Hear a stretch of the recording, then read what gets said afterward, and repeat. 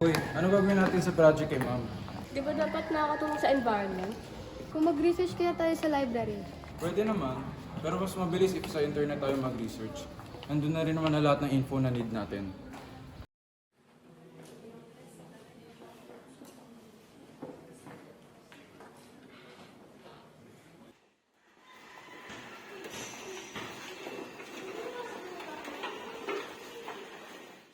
Di ba may sinabing book si ma'am na maganda daw na reference? Nako, nakailang bookstore na ako pero laging hindi available yung book.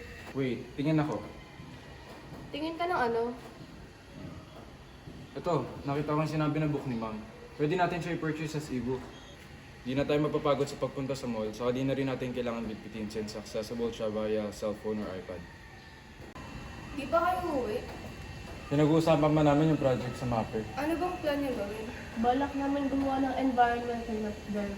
This weekend, gagawa kami ng mga posters na ididikit namin sa mga walls to invite kung sino man gusto mag-join. Aside sa physical posters, why not create a digital poster as well? And post it on different social media platforms.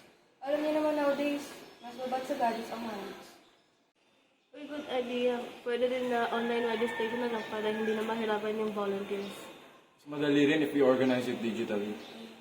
Uy, wala na ako ah. Bye-bye. See you. Bye!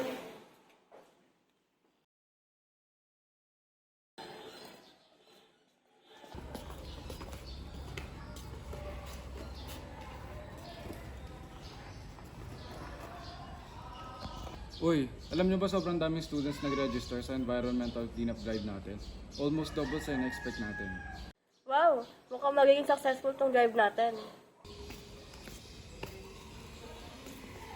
Uy, baka gusto niyo naman mag-donate para sa fundraising na ginagawa namin to help the poor patients with medical needs. Uy, maganda yung fundraising nyo ah. Makakatulong talaga lalo na sa mga mahihirap na may sakit. True, pero I suggest na gumawa din kayo ng mga digital fundraising. Madami ding fundraising sites ang available ngayon sa online. Oo nga, madali lang gumawa at mas madaling ma-inform yung mga tao about sa fundraising. So less effort pero in a more effective and faster way about raising funds. Uy, thank you sa suggestions niyo ha. Gagawin namin yun agad. Bye-bye!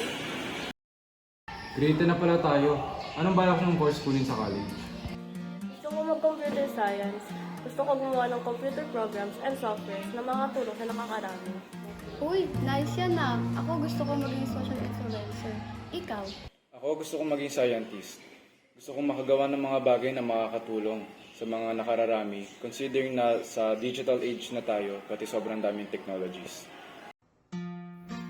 In this modern time, it is crucial to recognize the transformative power of youth in the digital era. In the video, you can see how much progress we had in terms of technologies and how the digital era has brought progress to our daily lives. Digital era provide access to information, convenience, efficiency, and innovation. We are calling the young people to harness their skills and digital tools to build a better, more sustainable future. The future is digital, and we are the masters of the future. Isigaw mo sa hangin.